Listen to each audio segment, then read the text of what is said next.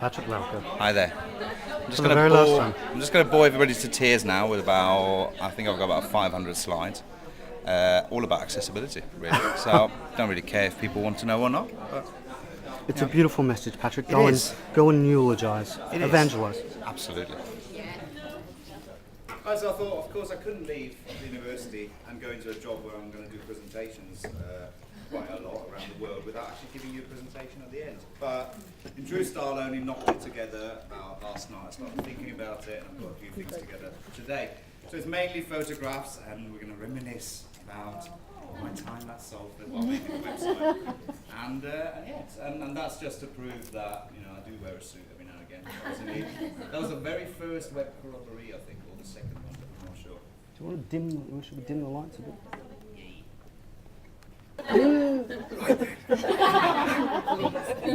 So when I was just finishing off my masters here at Salford, because I did a BA and an MA here, so I just couldn't get enough of this place. So that's how the website looked. And as I was kind of starting to consider maybe I should get a job at some point after the MA, I saw an advert for maternity leave cover, 6 months in marketing and comms under Mr. Gary Rice at that point. And I thought, okay, well, that will do before I get a real job. And that was January 2001, so about 8.5 years ago. I still haven't found a real job, but we'll see what happens. And just after I went for the interview, they said, oh, but we've got a new design. And that's just about to launch. Beautiful. Particularly because the colours don't actually bear any relevance to the corporate identity as it was then or as it is now. But I'm also still have that thing at the top, the ones with the calculator, which I love. So I do remember that actually at the interview they showed me some screenshots of this and said, this is what we're about to launch and you'd be taking care of this. And I think the first thing I said to Paula Bettridge at that point was, how much leave have I got to actually change this? Because it doesn't really look that nice.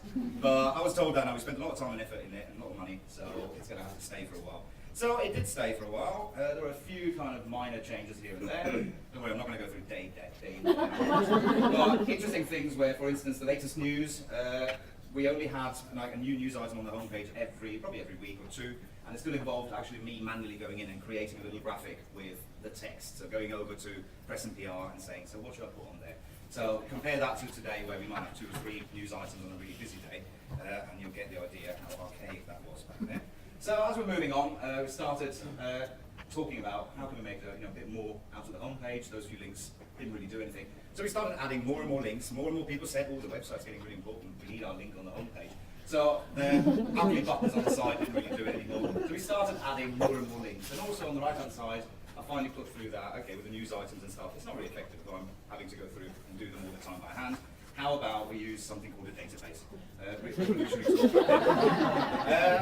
So there we go. So I built a lot of these systems for news and events, which we're going to be kind of interim systems, and they're still used today, including Course Finder as well. I'm not going into that. But yeah, this is the time. Simple system. We're talking 2002 at this point, and they're still used today. So well done. So we went through a few changes. Get in! Get on. That was one of the first redesigns that I pushed through, just moving away from all the rounded borders. Problem at the time, for a long time, was there was absolutely zero budget to do any of this. Whenever I said, can we get a designer in, or can we get any help, it was, no, of course not. We were spending all our money on print, so the web just kind of, oh, Patrick, just go on and do it. So, well, we've made a few changes. It's not beautiful. I think it looked a little bit better. I had to pull these out of the archive.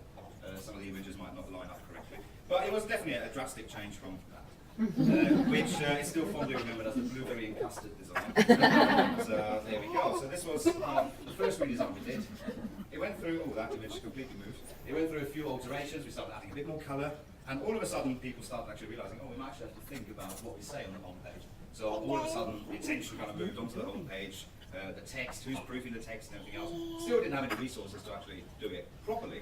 But definitely people started noticing that maybe this crazy new thing called the web might have something that we can use. This one moved as well. A little bit more redesign. We started getting a few kind of images in there, a little bit of colour, until we got to this lovely design. I still think that is one of the nicest things we've had so far. Obviously, you've got a design agency involved. This was probably the first time where we actually had some budget officially, but we had to handle it at the time. And the result speaks for itself. So if you start putting some money into it, you actually get something that is of professional quality. A few more changes there. And then moving on, adding video. For those of you who remember, you click on on that button at the top, and all of a sudden video starts playing on the homepage. So we started, again, experimenting more with multimedia, more with things moving. And again, this was only possible because we found a bit of budget and actually got professionals involved, as we would have done with print before then.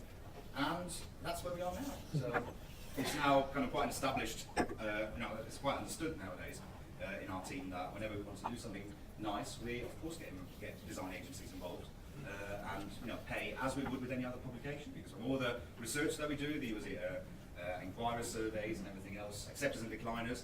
The web has, I think, was it last year, overtaken print as the one source of information. So I think all of a sudden we've now realised that we need to actually put some money towards this and treat it like a professional resource. And I think we're still struggling. We're still under-resourced, essentially, badly under-resourced, and you will be even more after today. But we'll see. So there we go. So we had some really great projects over the years. We got Mr. Curious himself over there. It was actually modelled after that. Beautiful. No hat. Some projects, look away now. Some projects that didn't go quite well. Just skip over that one. Virtual campus. It was a good idea, but it unfortunately didn't quite go the way we planned it. I'm moving on. We still had fun. We still had fun working on that.